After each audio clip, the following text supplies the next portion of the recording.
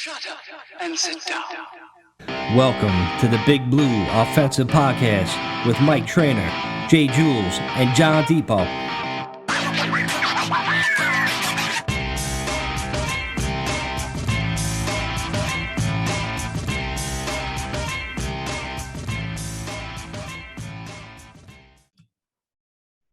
This meeting is being recorded. Hey, what's up, Giants fam? Welcome to the BBO NYG Podcast. I am Mike. That is Jules.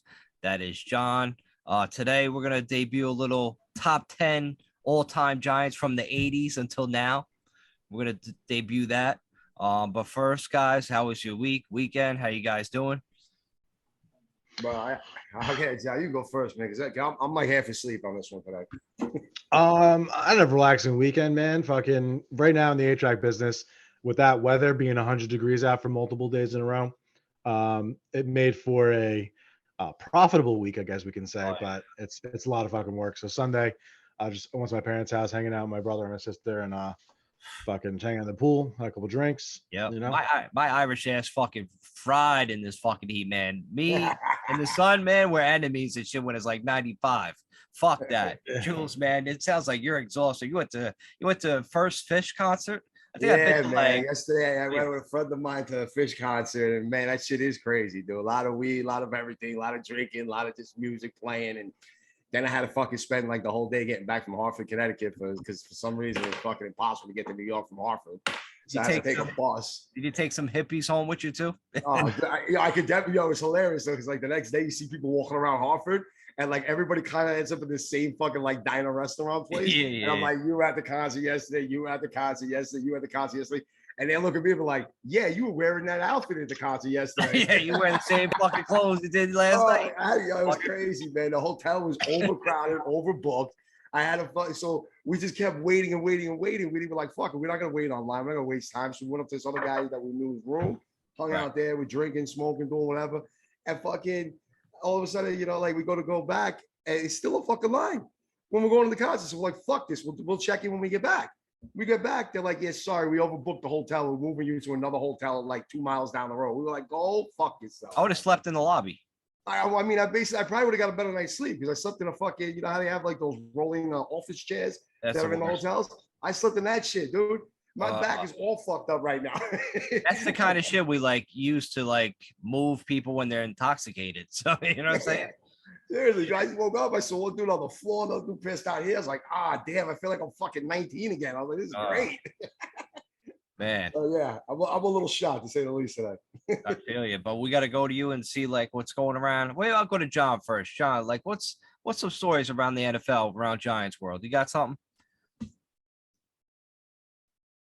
Yeah, John's gonna just I think John froze.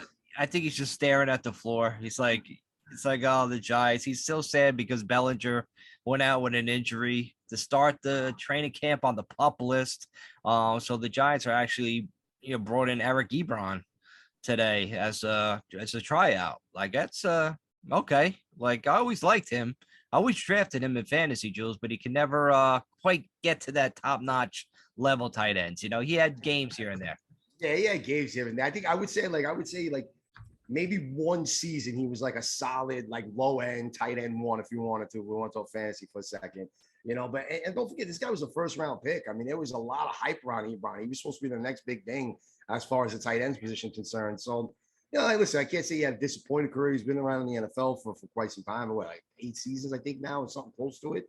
You know what I mean? So he's a good veteran presence. I'm not going to call him old man Ebron or anything like I did with Rudolph last year, but honestly, if we do end up signing him, I don't see much more production out of him than I saw out of Rudolph.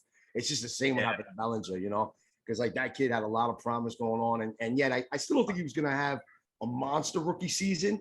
But you know, I could have saw Bellinger completely healthy, full season, somewhere in the neighborhood of like 45 to 50 catches, 600 yards, maybe 3 touchdowns, 4 touchdowns, something like that, which is a hell of a rookie season. You know what I mean? Like people got to understand, like when it comes to tight ends, that's a good rookie season, you know, and next year you want to see him maybe have 10 more catches. I mean, look, if everybody's healthy on this Giants team, Shepard and Robinson and Tony, and, you know, it's going to be, and of course, Saquon, right? It's going to be rough to have these guys, you know, hanging around, and, you know, and getting all target shares, you know, even if we throw the ball 400-500 times, that shit's gonna get spread around pretty good. So I don't know. Look, I'm not happy that the kid got hurt, but look, we have seals. Don't we Who got stop with hurt? these seals that we signed? I mean, I don't understand why we felt the need to go get another tight end, but apparently we need one. Bellinger. We're talking about Bellinger, John, when you cut out like the quad injury. So hey, listen, it sucks, but it's football, man. People get hurt. It happens all the time. We should know. The whole team dropped dead last year. So what else around the NFL, guys? Anything else? Well, I don't know if you guys saw this. Is not Giants related, but I thought it was funny because Kyler Murray goes ahead and signs this ridiculous contract. Crazy. The guy's never even won a playoff game. He only went to the playoffs one time. And I don't even think he has a winning record in the NFL. And yet he's the second highest paid quarterback in the NFL somehow. So mind fucking boggling, all right? Because I call him a midget all the time. I say he's over fucking rated. Let's see what he does without fucking D-Hop for the first month and a half of the season, all right?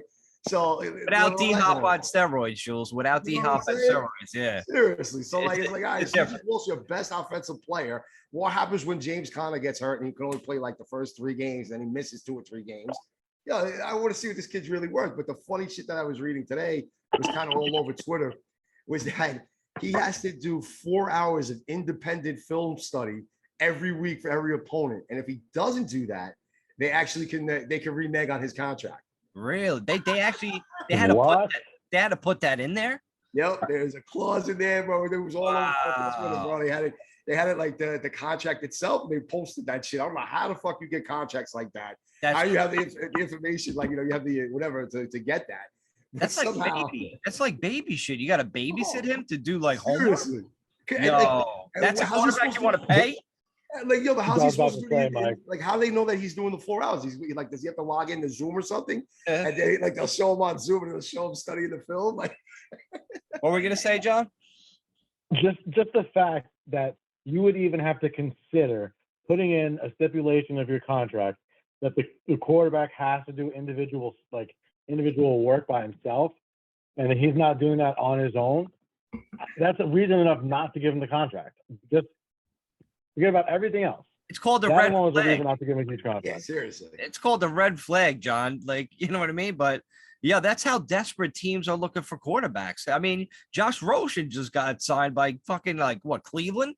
I think he's gonna probably start the first at least half the season. Well, we'll see. I mean, listen, Watson still hasn't gotten suspended. We don't know what's going on with him. You know what I mean? Like as of right now, that's the quarterback for the Browns. You know what I mean? And they gave him fully guaranteed money. 200. So it's he don't have no 4-hour-a-week clause in his fucking contract.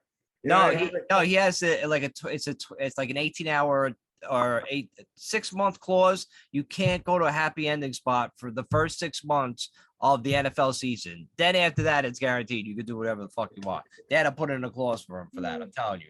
You just can't go to any of those places between the months of August and February. You gotta go crazy. You gotta stay 100 feet away from the building at all times. If you pull into a shopping center that has a massage place, you gotta pull out of that shopping center immediately. You gotta get your ass out of there. Holy shit! Anything else, guys, around the NFL before we get into the top 10?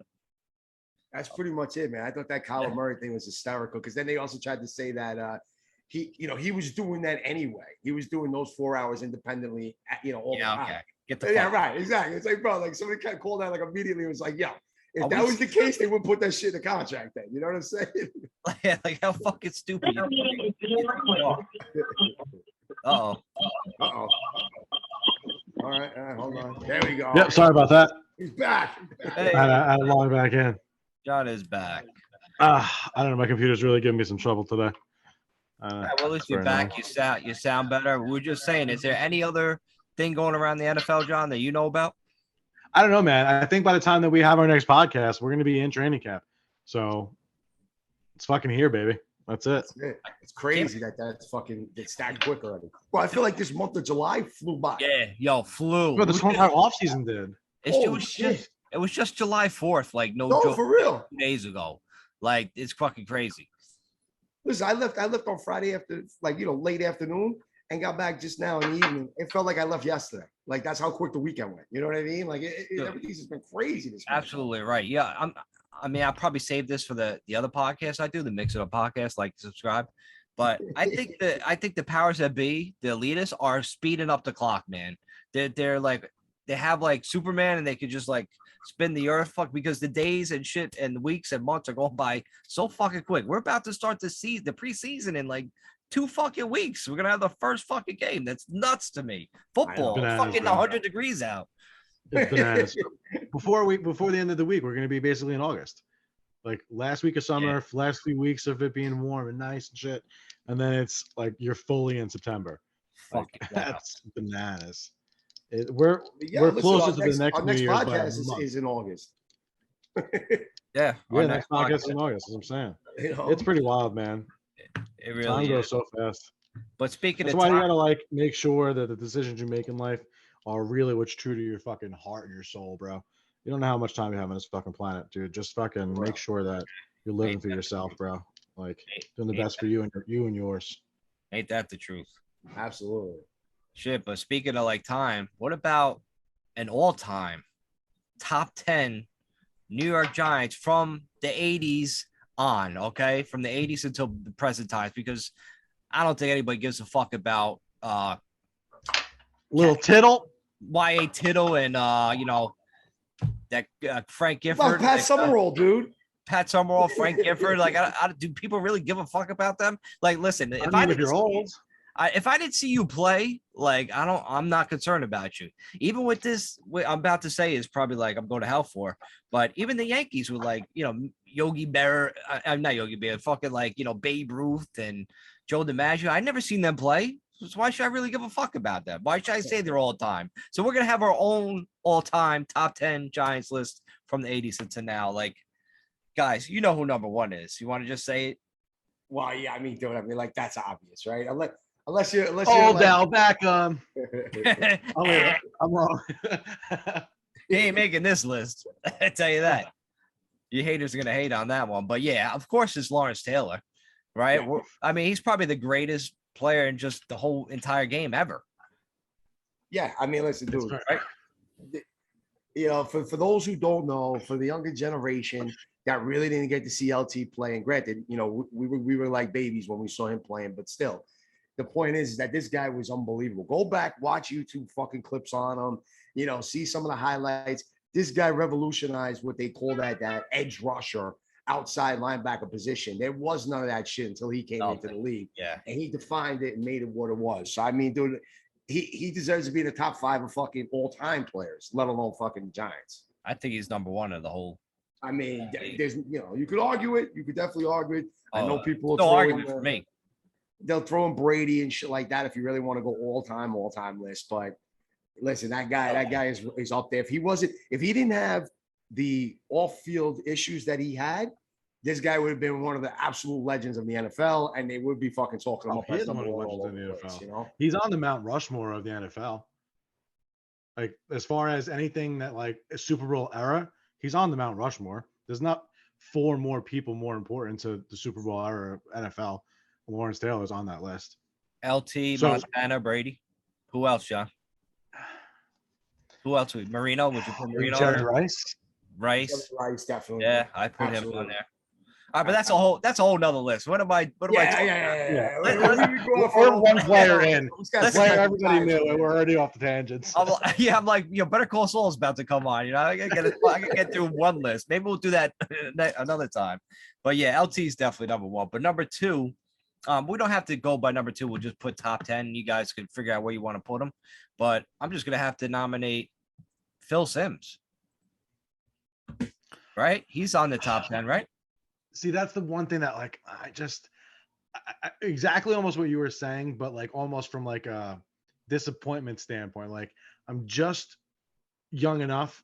Oh, it feels good to say I'm young enough to do something at this point in my life, but I missed that era of Giants football. I missed Phil Simms and fucking LT and Carl Banks. I just missed all those guys like playing and stuff like that. So Me and I Jules know Phil Simms. I've seen highlights. What happened? Me and Jules are here for you. Don't worry about it. Yeah. We'll tell you about it. It just bothers me. Like, I wasn't able to really see any of his career. He was gone by the time I started like watching football. Yeah, but so what I feel about Phil Simms is this: he gets a lot of the nod because he was the first quarterback in New York since Namath to win the big game, right? To win the Super Bowl. He wins, he goes out and wins that one against Denver. And he kind of put himself in that class just because of that type of thing. And it was the Giants, and it was bringing them back, this historic team for the first time since like, the early 50s and 60s when there was no Super Bowl. They were the Browns before that, bro.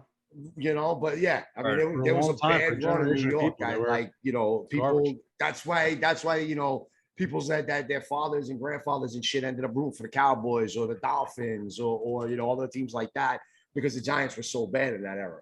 So there was a combination of that because look, a lot could be said, man. Jeff Hostetler won us the 1990 Super Bowl, right? Jeff fucking Hostetler, man. Like, and then he went to the Raiders a couple seasons later and sucked. So, like, was it the team or was it Phil Simms? And that's where I don't know, man. I gotta question that. Phil Simms got us there, man. If he didn't break his ankle up in Buffalo on that stupid goddamn old turf they had, we would have cruised. We would have won another Super Bowl by double digits. Phil Simms would have been considered like the greatest, but that injury happened. And then dumbass Ray Hanley got hired as a coach. He's like, I'm going to go back to Jeff Hostetler because he gives us the best. Get the fuck out of here. Get the fuck out. I don't want to hear that fucking nonsense. Phil Simms was a god to me growing up. Him and Don Mattingly, that was it, man. Those are the two guys I love. So Simms, like, I love you. Like, you get all my respect. I will never doubt you, man. You should have been the guy. You should have stayed the guy until you wanted to retire, but whatever. Yeah. But speaking of injuries happen, dude. I know. But he was lights out for us, and he was the perfect quarterback to go with my other nomination because it's all-time Giants. We didn't say all-time Giants players. We said all-time Giants. And I gotta put Bill Parcells there because Bill Parcells was like, he changed it. And look at all the people that worked under him that went on to have just blow up the NFL. Like obviously Bill Belichick, Peyton, Tom Coughlin, which became our future coach that gave us another couple Super Bowls. So I gotta go with Parcells as being like probably our greatest coach of all time. Yeah, he's got the greatest coaching tree ever. When you have Bill Belichick as your crown jewel and fucking Coughlin with multiple Super Bowls, several Super Bowl appearances, once with a franchise team, expansion team. You have all these guys underneath his wing that have all had such great success. Like, obviously there was something to it, bro. There was something to like his philosophy on the game and how he was able to teach and influence the people around him. The story of the NFL can't be written without his name. John, you had a perfect layup. You said Crown Jewel. You should have been Crown Jules. You had a perfect layup, Jules. Man. I was like, come on, get there, John. Listen, the only title. The only thing I could knock on Brady. Excuse me, on Brady. Jesus Christ, I got him on my brain right now. On Parcells. You love it. He is handsome. It's kind of like remember when Shaq was busting Kobe's balls and kept saying that he never won without me until Kobe had to go out and win one, right? Yeah. Well, listen, Parcells never won one without Belichick. Belichick won plenty without him. So it's kind of hard to say who was really doing what there, Well, Parcells, good point. Didn't he go on to win Super Bowls without Belichick? No, he lost. He lost with the New England one to the Packers. That's when Brett Favre beat him. Yeah. That was the only other Super Bowl he had gone to. Oh, wow. Yeah. And then that's when Belichick ended up taking over the team, and then he got Brady, and then I think we know how that goes. Yeah. I wanted that guy to stay a Giants coach for like ever, man. But then he went to Dallas, for Christ's sake. You know what I mean? Yeah. It's like that's the shit. Like you just disgusting. It's like I almost like I want to puke just thinking about it. But anyway, I think we could all agree on that being a top 10. Maybe he gets bumped off later on by one of you guys, but that's we went through 3 now. But our next guy, I know I'll go to John. John, Eli Manning. And what else I got to say about him? It was just a matter of how long into the episode it was until we got to Eli Manning. That's really all it comes down to. He's for you, Phil Simms. Eli was like that for me. And we're not that far apart. I think we're only like 6 years apart or so, but that was just like the generation break. And I started like really following the Giants like a year or two before Eli came into the league, and that's what like my whole fandom. He was the man, and a few years in, fucking won a Super Bowl, and I was just like, is the best shit ever. Won second one, fucking one of the best Super Bowl stories you'll ever have, beating the 18-0 fucking Patriots, best team of all time, or would have been. Goat Slayer, baby. That's it. Jules. Yeah, I mean, I can't say nothing to him. What am I gonna say?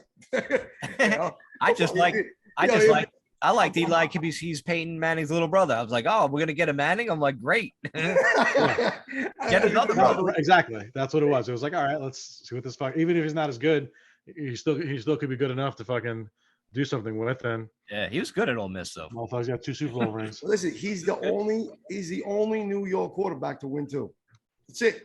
There's never been another quarterback that played in the state of New York or New York City or whatever you want to call it and has won more Super Bowls than him. I mean, come on, that's it. Period. Stop. Right. I don't 100 give a years. fuck. I don't care if his win record is whatever, and he threw as many touchdowns, he threw an interception. I don't give a fuck about all that, bro. The dude won 2 chips. That's it. End of story. Like that's the end of it. Fuck him. So I feel like after him, now there's going to be some like questions, right? Because those are like the guys you have to mention. Those those are the most important. I think there's guys. one more There's guy a that's couple on others. that, I think There's a couple more, yeah. Maybe 2. I would say maybe 2. Right. I mean, I'll spitfire them out now. One is definitely going to be Michael Strahan. Yep. Oh yeah. Okay. Come on. I thought you were gonna go Carl Banks or Harry. Well, Carson. that was my other guy, Carl Banks. Those are the other 2. Yeah, I'm putting them on the list. Those are the other 2. Michael Strahan, Carl Banks, and Harry Carson. Yeah, right, Harry Carson. But Harry Carson was the best fucking run-stopping linebacker I ever seen in my life. To this day, he was. Bad. Then Ray Lewis came along, but fuck it, Harry Carson was a beast.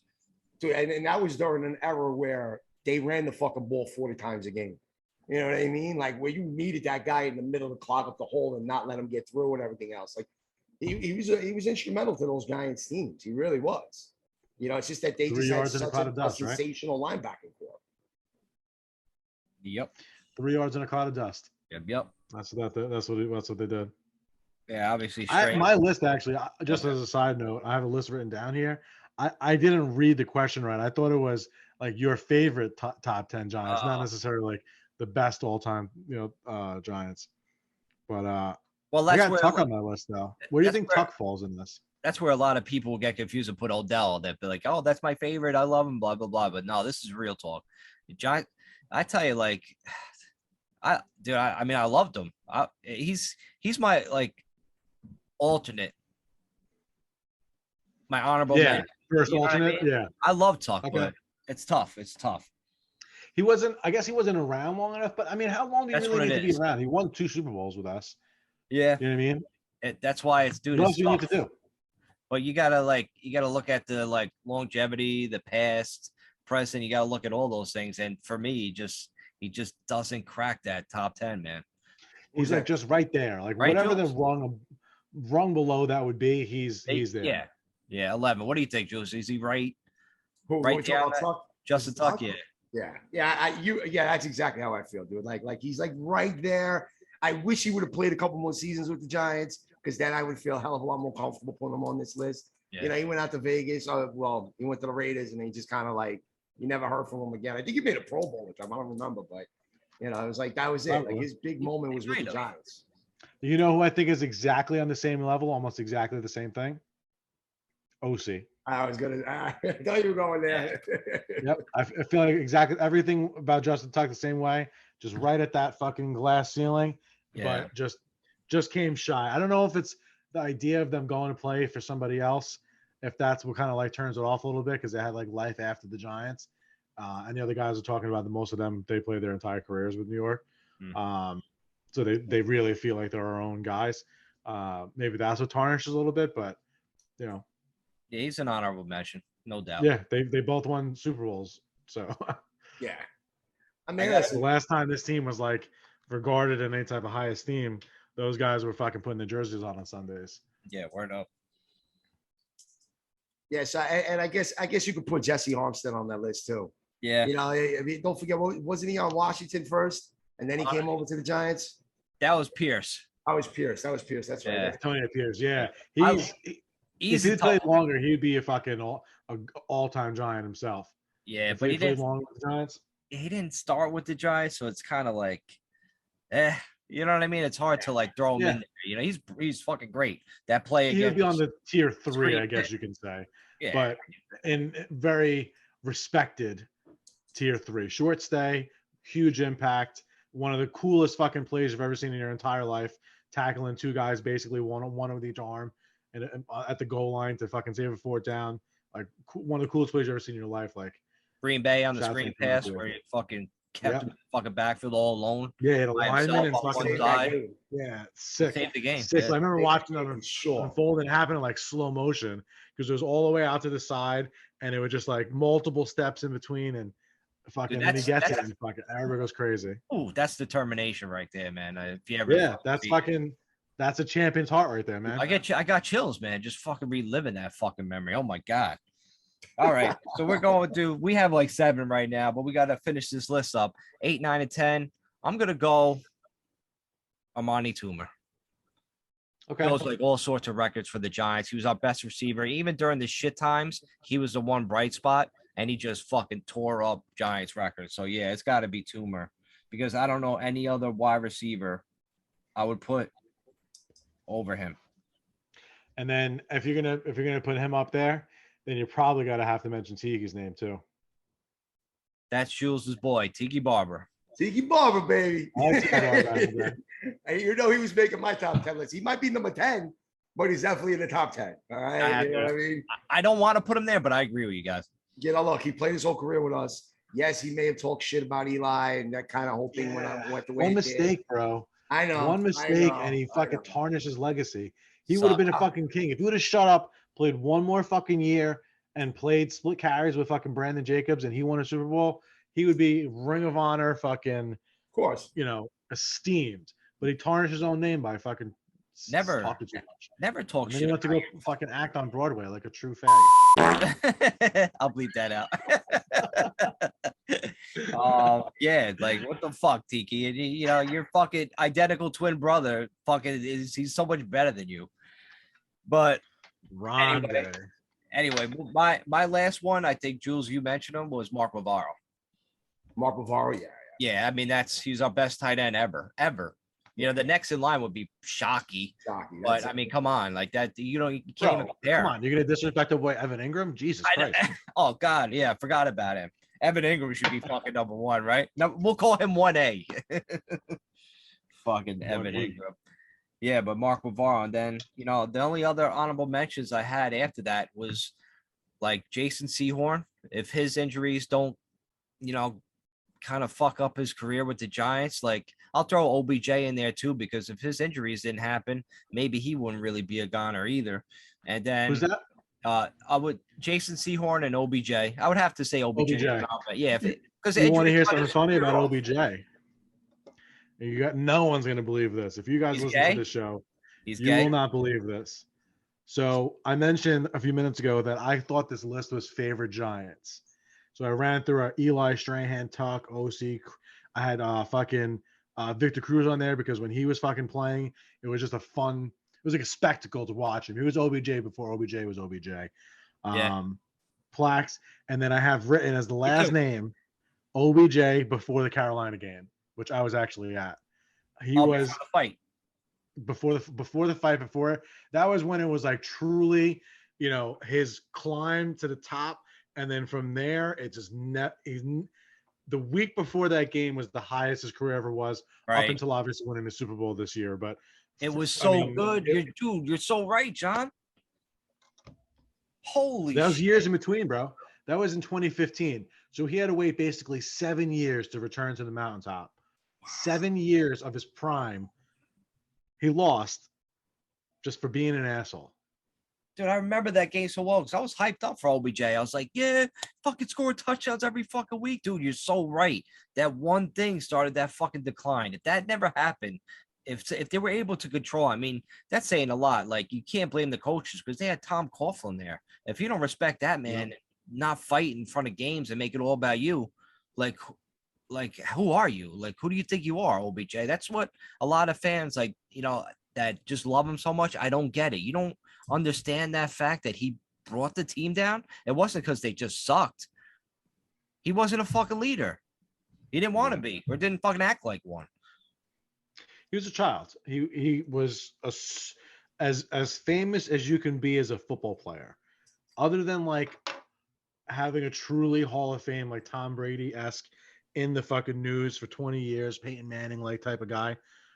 For stardom, for a star to like shoot, what other guys could you even remember that were Linsanity. obviously they were big name at LSU and then got drafted by the Giants in New York, big name, but to blow up the way that he did, he missed the first few games of the season, and then it was just bananas. A few weeks later, he makes the fucking catch in Dallas. It was the same year, I think. He was a rookie. Yeah. It was a few weeks later, he makes that catch in Dallas. And by that point, that like 5 or 6 weeks in between, he went from being like a high draft pick, fucking good wide receiver, to one of the most famous people on earth.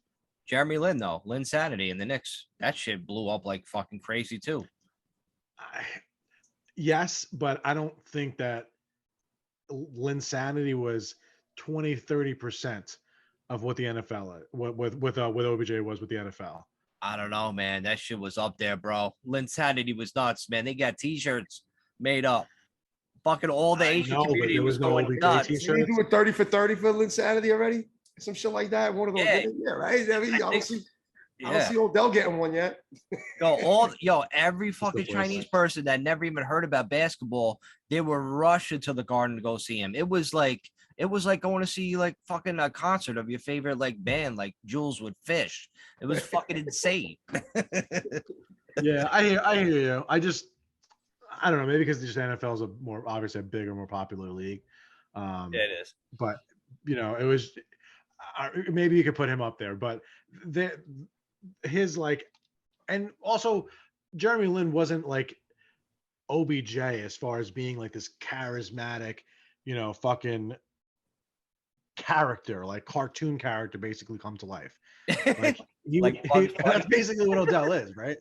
Like, Linsanity looked like he looked like he should be an accountant. He walked in there with a suit, like, sir, like, why are you going on the layup line?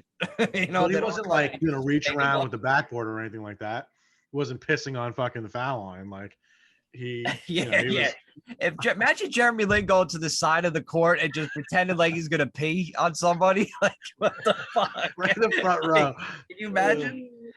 Can you imagine that? Like, he's gonna fucking go talk to the goalpost, basketball hoop. He's like, yeah, I'm gonna go talk to the net.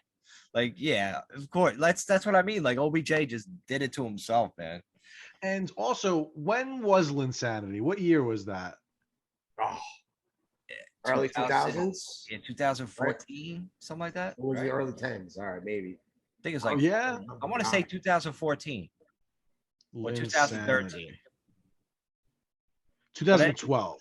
So 2012. Holy shit. 2012. So that means even as crazy as that Linsanity thing was, it was really mostly on television and newspapers and like around town. When OBJ blew up, that was when social media was really part of like the America, like part of the fabric of America and the world at the time. 2012 is when like that shit was just fucking started. Yeah, it was there. I remember tweeting about Linsanity shit, but it wasn't. But it was like the very beginning of like Twitter started in what 2010, 2012. Like it was like infancy status. It wasn't like it is now, where like everybody has fucking multiple social media accounts. Yeah, people have MySpace then, bro. Like, not even kidding. I had that shit. I had fucking MySpace. I had fucking some fucking song when you went on my page. I was fucking like, we started dancing and shit to it, man. She was fucking great. Top 8. Yeah, I had top bitches in my fucking top. Were you guys top 8 for each other back in the day? I know you guys were friends for a while. Hell no, it was all bitches. It was all like porn stars. My top 10 was porn stars. Yeah, I was like, I'm friends with all these bitches. Fucking loved it, man. I fucking used to rock that shit. MySpace. It's fucking crazy. All right, the last fucking guy. I mean, you mentioned it too, John, but I gotta mention, like, besides Seahorn and Leonard Marshall, he was like fucking huge. Him and Keith Hamilton were just fucking beasts that just fucking clogged up the goddamn middle. And then, Plaxico Burress, you mentioned him before, and man, if he didn't fucking shoot himself, I mean, who the fuck knows what would have happened?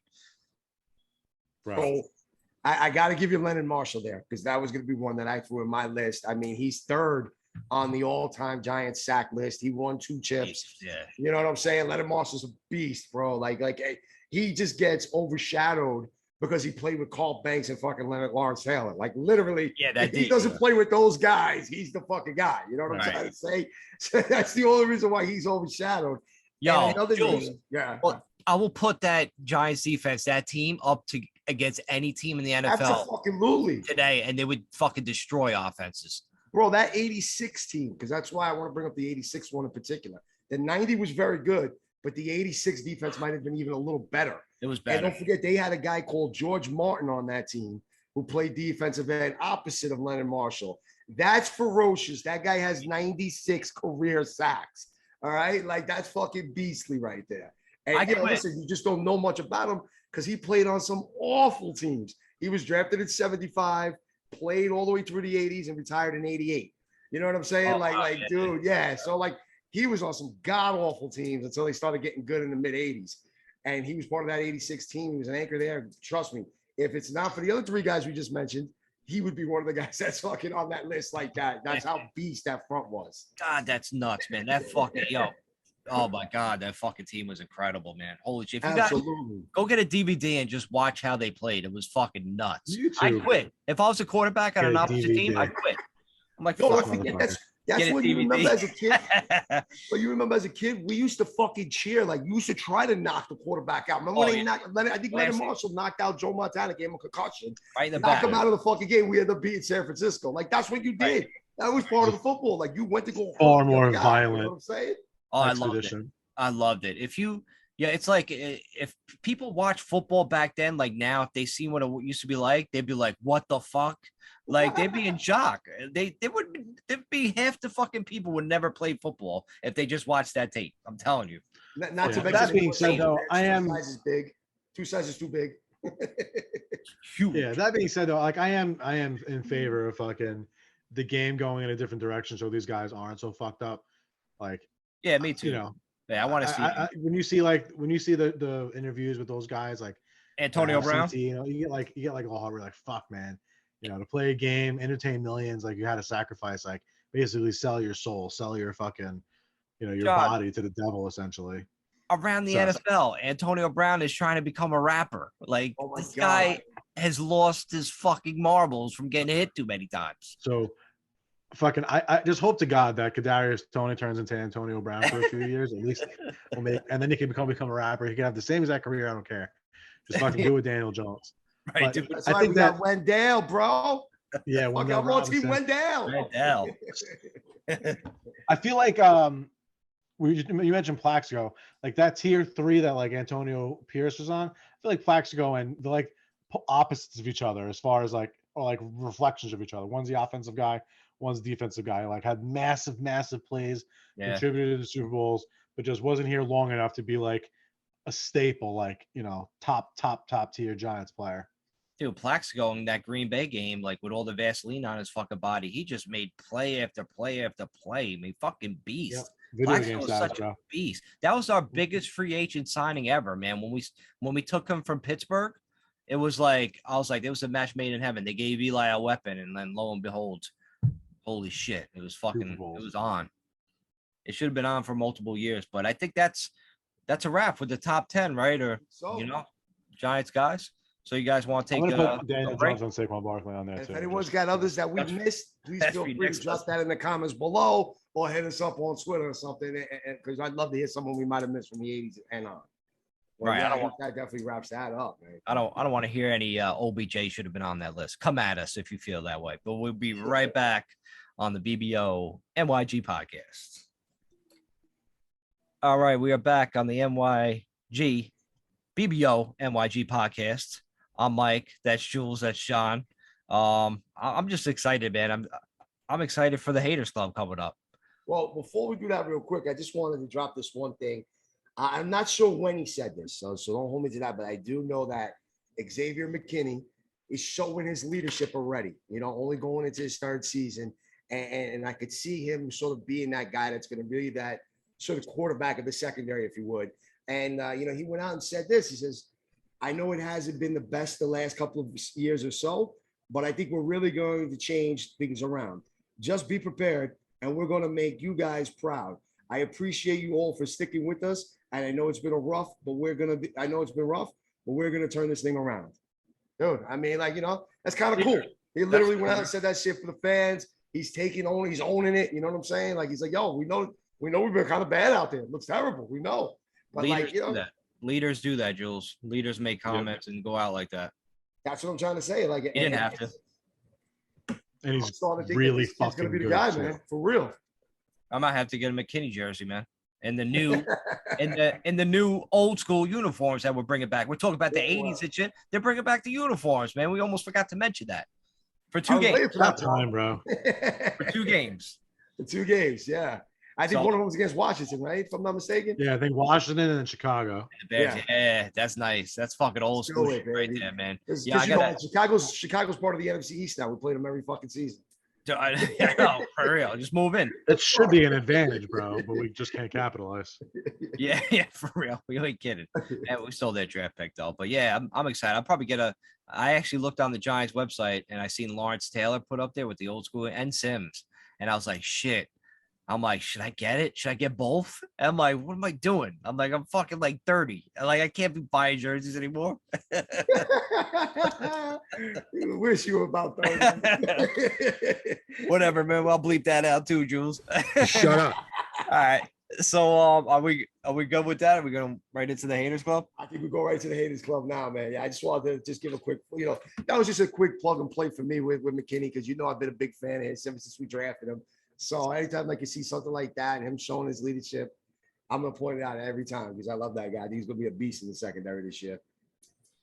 It's nice.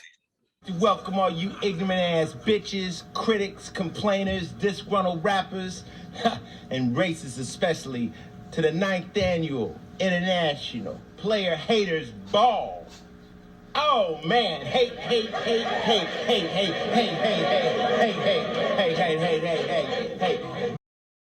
Nice to have leaders finally on that team. All right, so the Haters Club, I guess I have to nominate a guy for the Haters Club because Jules said, John, it seems like you guys are just having lovely conversations on Twitter. You get no Twitter beef, no nothing. There's nobody pissing you guys off during the off season, but I'm going to have to nominate the guy, Kyle Brandt. He's from Good Morning Football. You've seen him on the NFL Network. Actually, and he said something about like how the Giants going into this draft, they should find Daniel Jones' replacement at number 5 or number 7. So he don't want he even thinks he'd like love Liberty's Malik Willis. He's like he should have been the guy like going to the Giants. So I'm like, now looking back at time, like, all right, you said that a couple months ago before the draft. I'm like, don't you look like an idiot? Because I think Malik Willis is still waiting to get drafted. So F him, F you, Kyle. But yeah, that's my nomination, man. I mean, look, Malik Willis, I think went in the 3rd round, if I'm not mistaken. 3rd round, dude. Tennessee. And you're telling the way, so we should have taken a tackle that we absolutely needed, and we should have taken Thibs that we need an actual dual threat at pass rush. I mean, like, that's just an insane type of an idea. It really is. Bro, I've made a concerted effort this entire offseason, basically since Daniel Jones got hurt, essentially, to just completely unplug from mostly everything NFL related. I do the podcast every week with you guys, but you can tell that I'm way less plugged into the fucking Twitter bullshit and ESPN bullshit than I've been. I don't know if it's made for great podcasting. Hopefully, if I'm funny enough to make it entertaining. But you know what you should do, John? You should find some of your guys like who hate air conditioners, and you should just nominate them. So at least you could have somebody to go at it. Like I got a list of motherfuckers fucking that I could put on. Anyways, but one thing I will say about like having separated myself a little bit, putting and not separate, that's too strong, but just not being as plugged in. Up until about 48 seconds ago, I forgot that the Giants this year drafted Evan Neal and Kayvon Thibodeau, and in a matter of days, we're going to see these guys in the fucking field practicing. And in a matter of 2 podcasts, we're going to see them in game action. Fucking dope. Got them, and we got Daniel Jones that we didn't have to fucking get rid of. Listen, And we we'll got Daniel see, Jones, man. who's going to be a fucking Hall of Famer one day. Yeah. I get it that Daniel Jones keeps getting, like another, this is the year, this is the year, this is the year. But look, this is the year, right? Like, it's put up a shut up for him this year. That's it. There is no fucking next year. Like, it ain't going to be fucking win, lose, or draw. This dude's got to come on and perform. That's it. Yeah, no He doubt. does it, then you know what? He's a backup quarterback for the rest of his career. Like, I hate to say it. But Then he's got to Kyle- sell. He's got to then- sell. I'm not saying he won't do it. Then That's Kyle not will be what right. I'm saying currently. But, like, this is it, bro. That'll There's break no my heart. fucking next year. You know what I mean? And especially if break my everybody's healthy and the offensive line is improved, he's got no fucking excuses, man. And the only thing I No. get worried about with Daniel Jones is that you have seen this happen to other players in their careers where they had this similar type of a start to their career and it fucks them up. They just Right. never recover from it. You know what I mean? So you gotta kind of use that as a little bit of caution there because I don't want to see I him get being that. like another David Carr, right? Wasn't that the kid Yeah, that that went got to killed Houston too. Yeah, and got got murdered tough. his first Yeah. couple of seasons? He was never the same quarterback again. Yeah, His it's tough. timing was off, his rhythm was off, everything was just off. I'm not saying that's going to happen to Daniel, but it could. That's what I mean, and that's the only thing that worries me about him this year. But you know what? These guys are good. They're ballers. He trains hard. He's a smart dude. You know what? I don't think he's going to be that affected by it. And I think he's got a really good fight. I think he's got the best coaching staff he had his whole Yeah. career this year. So we'll see. I just don't understand the people that are chanting like, "Oh, Jimmy Garoppolo to the Giants. We got to get him." Like, why would you?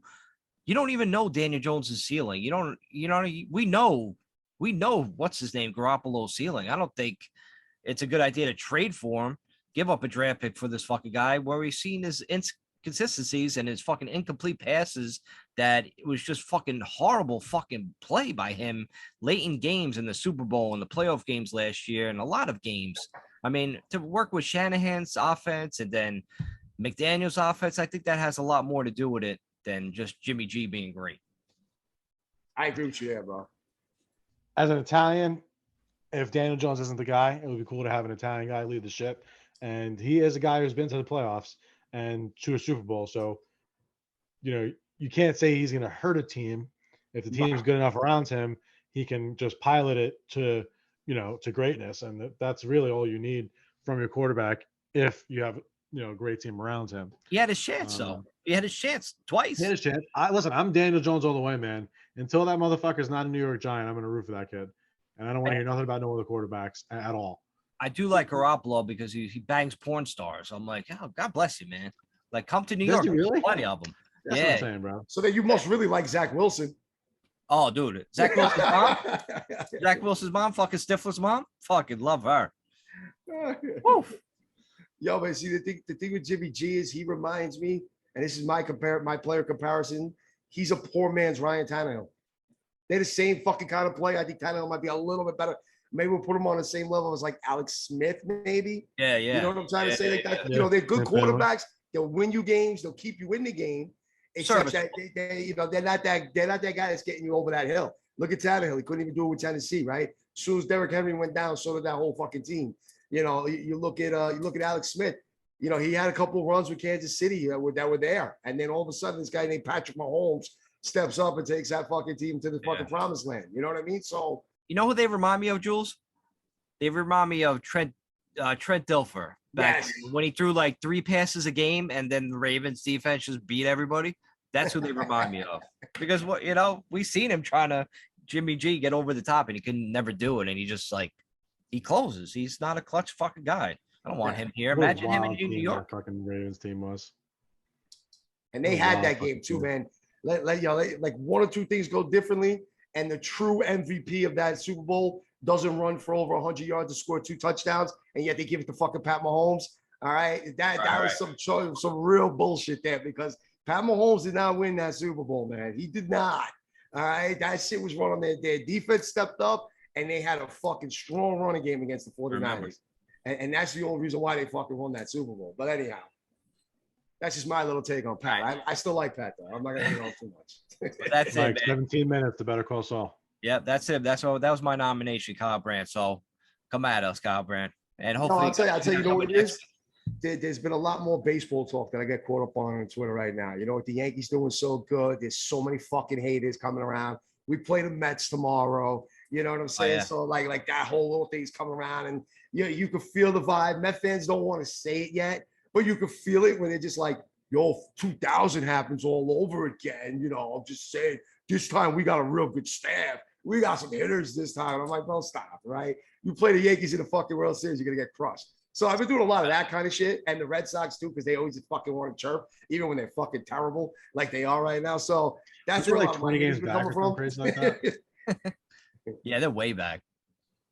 Well, Boston's fucking annoying, bro. They're either like championship good or fucking god awful. God awful, right? There's no in They between. just randomly come out of nowhere and fucking. I saw a few of those fucking dickheads over at the concert too. Yeah, I didn't want to sure. say nothing because I was kind of like on their turf being up in Hartford. Bro, I couldn't talk that too much is- shit, you know what I mean? But they were like the big. You could tell where the assholes were. It's like, oh, there you go. They must be from fucking Boston. Look at those jerks You right guys- there, bro. They look like a bunch of assholes. Do you guys know how many games back Boston is right now? 40. Oh God, no. 17 and a half. It How many? feels like 40, doesn't it? 17 and a half. games back. Jesus, 17 and a half. Woo! All right. Yeah. Man, That's tough, man. yo, That's a lot, bro. That's a lot, dude. That's like a fucking whole season right there. That's a lot, dude. Wow. And No, it's I was not just even saying, bro, August. like, so yeah, that's why I don't have too many haters because there's been a lot of just shit talking with that. So you know what? If I'm gonna nominate anybody, I'm gonna nominate the whole fucking city of Boston because fuck Boston. There's All right. another city I'm not allowed in anymore. So fuck Dallas, fuck Boston, fuck Philly. All right, let's just get it out of the way. That's what you guys need to do. That's your homework for this week. Go get into Twitter fights and find some people to put in the haters club, please. We need more people in there. But that's it, right? That's a wrap. Yeah, man, that kind of wraps it up. We wrap it up with that. Let's John, you got one less to say? Fucking training camp next week, boys. That's Training it. No doubt, brother. No doubt, man. Also, That's it. Yo, listen, that's it. The season's fucking here. Training camp is upon us. We're weeks away from the first NFL preseason game. It's here. That's it. All the talk, all the hype, all the wait, it's over. Training camp starts the end of the week. And then that's it. We'll have more shit to report. We're going to hear about players. We're going to see who, hopefully, guys don't show up like fat Leonard Fournette, you know, weighing in at 265 pounds. And now all of a sudden he's being That's a called lot. Eddie Lacy II That's because he's a fat motherfucker. So hopefully nobody on the Giants shows up like that. Most of these guys have been going to the voluntary OTAs and been looking good. So I don't think we got to worry about that shit. Maybe a couple of minor injuries with a couple of guys here and there. But other than that, by next week, we got football to start talking about, fellas. So that's how we're going to wrap up this episode. We do appreciate everyone listening. You know, hit the like, subscribe, do all that great shit that helps us. We appreciate all the love. And we'll see you guys next week. Peace.